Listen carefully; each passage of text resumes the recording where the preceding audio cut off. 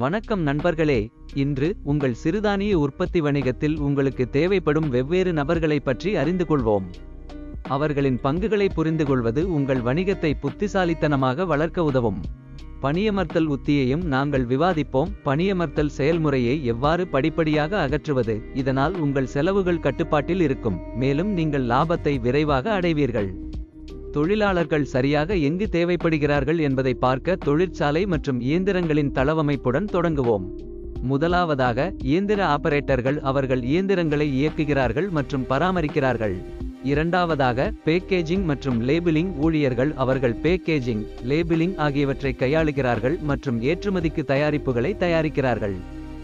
மூன்றாவதாக, தூய்மையான பராமரிப்பு பணியாளர் அவர் உற்பத்தி பகுதியை சுத்தமாக வைத்திருக்கிறார் மற்றும் சிறிய பராமரிப்பு பணிகளை செய்கிறார். நேரம் செல்ல செல்ல உற்பத்தியை மேற்பார்வையிடும், தரமான தரத்தை உறுதி செய்யும் மற்றும் பணியாளர்களை நிர்வகிக்கும் ஒரு உற்பத்தி மேலாளர் தேவைப்படலாம். தயாரிப்புகள் தரமான தரநிலைகள் மற்றும் ஒழுங்குமுறை தேவைகளை பூர்த்தி செய்வதை உறுதி செய்ய ஒரு தரக்கட்டுப்பாட்டு ஆய்வாளரின் தேவையும் இருக்கும். கடைசியாக, செயல்பாடுகள் அதிகரிக்கும் போது நிதி, ஊதிய பட்டியல் மற்றும் கணக்கியல் ஆகியவற்றை நிர்வகிக்க ஒரு கணக்காளர், புத்தக காப்பாளர் தேவைப்படுவார். இப்போது 3 ஆண்டுகளில் இந்த நபர்களை உங்கள் வணிகத்தில் எவ்வாறு கொண்டு வருவது என்று பார்ப்போம்.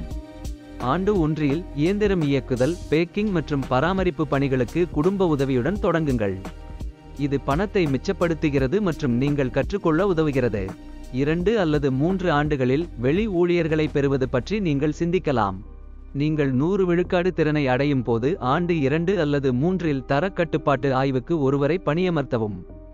3ஆம் ஆண்டில் விரிவாக்கம் செய்து நிபுணத்துவம் பெறுங்கள். உங்கள் வணிகம் பெரியதாக இருக்கும்போது அதிக இயந்திர ஆபரேட்டர்கள் மற்றும் அதிக பேக்கேஜிங் மற்றும் லேபிளிங் ஊழியர்களை பணியமர்த்தவும். மேலும் ஒரு தயாரிப்பு மேலாளர் மற்றும் ஒரு கணக்காளர், புத்தக காப்பாளரை நியமிக்கவும். ஒவ்வொரு பாத்திரத்தையும் புரிந்துகொள்வதன் மூலமும் மெதுவாக மக்களைச் சேர்ப்பதன் மூலமும் உங்கள் வணிகத்தை புத்திசாலித்தனமாகவும் வெற்றிகரமாகவும் வளர்க்க முடியும். உங்கள் வணிக பயணம் சிறக்க வாழ்த்துக்கள். చూసినందుకు ధన్యవాదాలు. దయచేసి లైక్ చేయండి, షేర్ చేయండి, వ్యాపార్ కోచ్ ఛానల్కు సబ్స్క్రైబ్ చేయండి.